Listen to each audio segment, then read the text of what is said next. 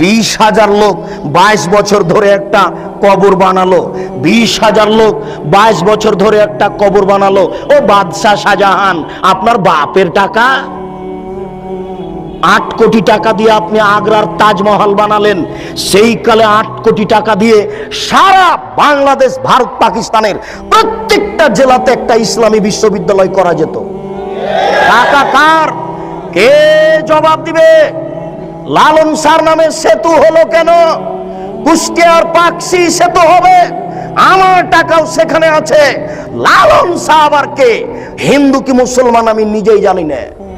কার নামে আমার সেতু হবে? মানে কারো বাপের টাকা নাকি? এটা আমার টাকা, নিজের বাপের টাকা দান করে লালন শাহ সেতু করতে হবে। সাবধান থাকুন ও বাদশাহ শাহজাহান, টাকার জবাব দিতে হবে। স্ত্রী মারা গেছে, কবর দিয়ে রেখে আসেন বেটা। 8 কোটি টাকা দিয়ে স্ত্রীর কবর বানান মানে 20,000 লোক 22 বছর কাজ করে। কি দেখাতে চাচ্ছেন আপনি? ভাবছেন কি কয়দিন সময়?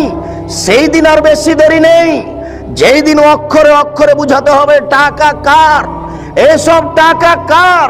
আশ্চর্য, কেন হবে ব্যক্তির নামে বিমানবন্দর? কেন হবে ব্যক্তির নামে সেতু? কেন হবে এসব অন্যায় যেখানে সেখানে? এত ছবি মূর্তি রাস্তাঘাটে কেন হবে?